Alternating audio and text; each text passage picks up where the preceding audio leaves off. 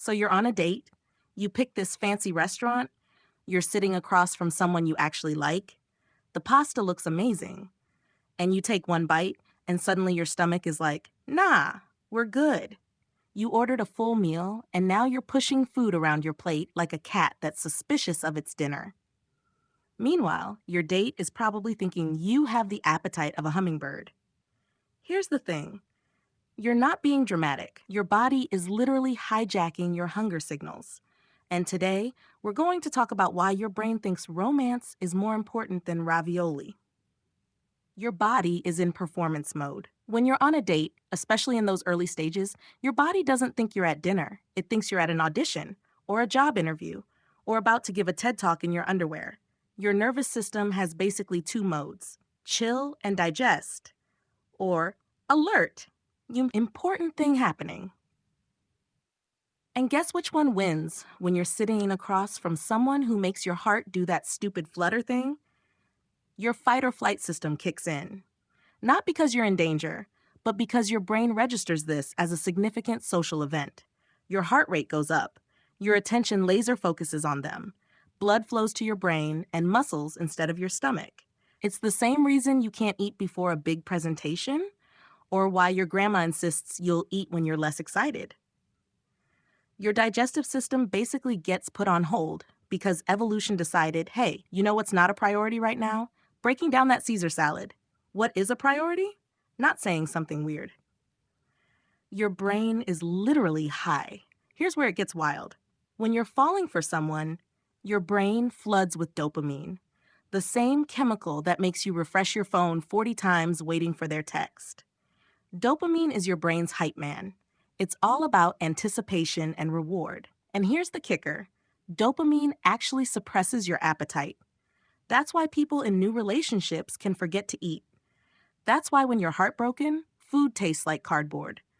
That's why people with certain addictions lose interest in meals. Your reward system has literally switched channels. Food used to be the show everyone tuned in for, but now there's a new program called Person I Like Just Laughed at My Joke, and it's got better ratings. Think about it. Have you ever been so excited texting someone that you looked up and realized it's 2 p.m. and you haven't eaten lunch? That's dopamine saying, this conversation is more satisfying than a sandwich. You're being watched, in your head. Even if your date is super chill and would literally not care if you ate like a baby raccoon, there's a part of your brain running a full surveillance operation on yourself. Am I chewing weird? Is there spinach in my teeth? Do I look attractive while eating spaghetti? Should I have ordered something less drippy? This self-monitoring mode is exhausting, and it absolutely kills your appetite. It's like trying to enjoy a meal while someone films you in 4K.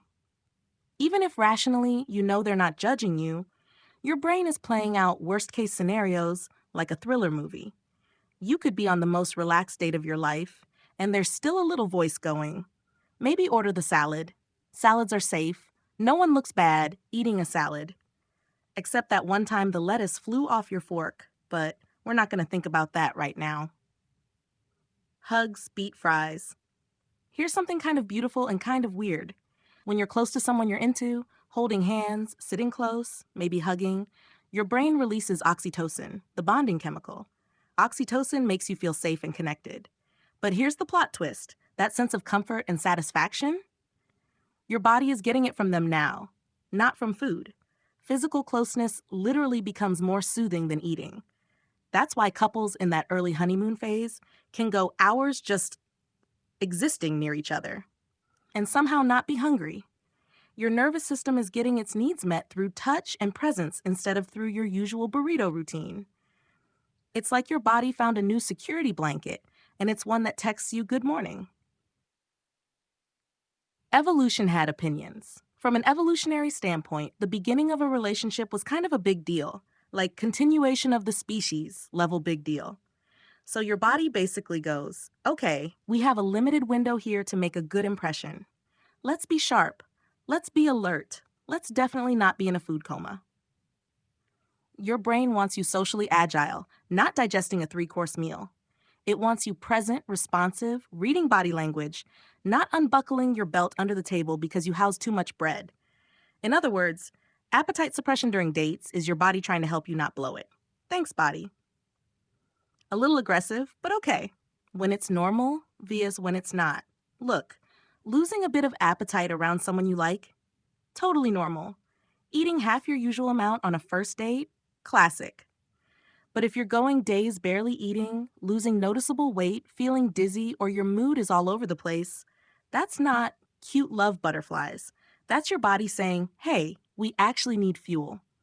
If dating someone makes you feel like you're constantly in fight or flight mode, that's worth noticing. Nerves are normal. Anxiety that stops you from taking care of yourself? That's different.